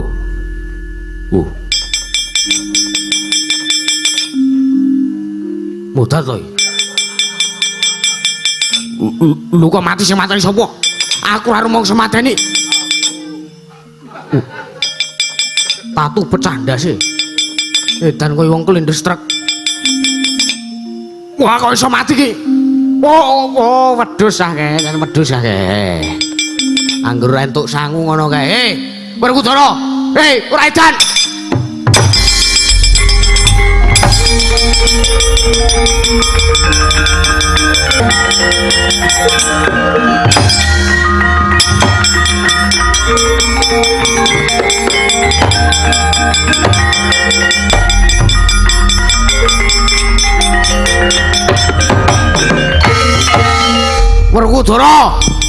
Werkudara. Hei. Kae kakangmu. Kakangku sapa? Sadirin. Lho. Ngawur sak gelem. Hei, Werkudara. Hei. Wer. Ah iki mesti iki ya ta. Iki mesti sing ngakon Werkudara iki. Ayo tenan ta. Iya ta? Iya. Kowe mesti sing bojo Werkudara, ya apa ora? Ya apa ora, he? Kowe sing ngakon Werkudara ngrebut Hamswara dimbungkus saka tangane Baladewa. Ya apa ora? Ya apa ora? Ayo tak kudang, tak ilingi tak. Rasah mesem, rasah guyu-guyu. Wong tuwa bocah kudang kowe wis gerang kudang sing gelem wae. Wong Prabu menika lucu kaya dagelan tanggapen. Lho. Lucu kok ndur ditanggap. Yang Werkudara kon rene. Cah edan. Werkudara kon rene. Werkudara mbok to nglegani Koko Prabu. Senane kok kaya ngono kuwi ra gawe gelane Koko Prabu iki senengmu kok. Wis ora pisan ora pindho iki gawe gelane Koko Prabu Baladewa kuwi wis gawe muring-muring senane ora. Sing ngisen ki pun Kakang, sing wirang ki pun Kakang ing Ndarawati. Wis senengmu kok kaya ngono to. Kowe tumindak apa karo Koko Prabu Baladewa? Yung. Oh cangkem kok tekem sak geleme dhewe. Kowe mau muni piye? Lah aku ora muni apa-apa kok. Ayo. Muni apa? Aku ora muni apa-apa sih Adi. Aku ora muni. Iya. Kowe senane ora gelem dijak sandiwara to. Oh ketoprak ora. Ayo. Kowe sing ngokon Werkudara mateni Hamsa karo Dimbaka. Lah nek nggih niku lha pripun? Lah ya nek iya ki aku ora trima. Nggih menika manguripke melih. Ngoten. Hamsa le Dimbaka niku mangcas. Mang padosi colokane teng pundi? Menungsa arep dicas ki karepe piye? Ora dosa geleme dhewe to. Gak aku nek ngono kuwi. Bagong meneng. Nggih. Bagong yahene wis tekan Ngamarta. Empun, ider. Apa sing to ider ki? Nggih niki nggih napa to sing ngenten? Kowe iki sak geleme dhewe ngono kuwi ora. Kowe sing aja Werkudara. Hamswara Dimbaka iki mungsuhe Baladewa. Sing nyarek sing larak ki aku. Sing dukang ndase aku lah kok Werkudara sandangi. Kok sik to mengkirin Koko Prabu menika mboten saged dipun prantasi mboten saged dipun rampungi menawi ngagem napa apa ki jenenge Werkudara? Bu. Sirah panas. Wah, basane Bagong angel. Kepala dingin. Nah, menika kedadipun rampungi kagem menika. Nek dienggo muring-muring, wah, sapa sing ora muring-muring nek ora sapa sing ora trima nek mungsuhe drebut sapa sing ora trima ning kula nuwun sewu, kula aturi panjenengan kula aturi nindingi panjenengan piyambak to. Nindingi piye nganti kaya dalang tindingi barang. Kula nuwun sewu panjenengan menika menawi tumindak menika mboten sok ngginakaken akal nanging ngagem akal. Sing bakurak kadigdayan adu atau sing balung mleting kulit ning nggih nek kadigdayan menika wong gelut, wong tanding, wong perang ini ora nggunakake akal ora bakal iso maju. Sartane mboten saged menang. Njur karepe piye? Cobi to mang pirsani. Hamsa kalih Dimbaka menika ratu loro, raga loro ning nyawa siji, otomatis menawi Dimbaka menika pejah dipun langkahi dening Hamsa napa niku apa jeneng punika? Mbuh. Tan mangke Dimbaka saged gesang malih semanten ugi Hamsa dipun langkahi Dimbaka. Kula nuwun sewu, wonten ing pasewakan kula wau ingkang nantang Hamsa sinten? Waduh, sapa ya? Lho, menika senanipun kok niku mong kepikut hawa nepsu njur lali sak kabeh-kabeh. Wah. Waduh kudu aku njaluk ngapura. Aku njaluk ngapura. Gah, lho. Pun Kakang wis luput ngrebut mungsuhe Si Adi. Ora apa-apa. Wong sing mateni Amsara Dimbaka ya aku wahedan. Ya wis Kresna pun Kakang Lenggono pun to.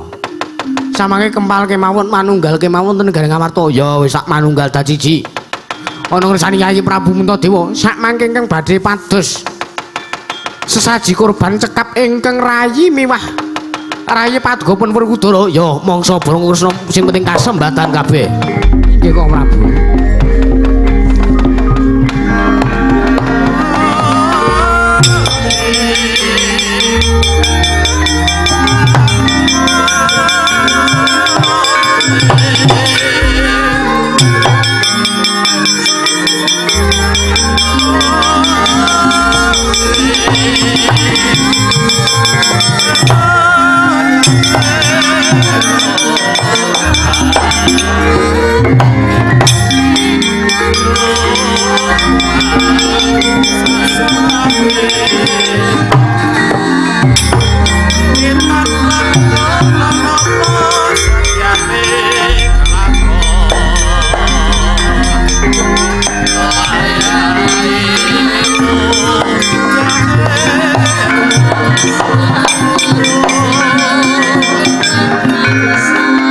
Hanggru sesumbar mawalindro bumi gonjeng kumalodo gontor kato kumau sang jolone dhewe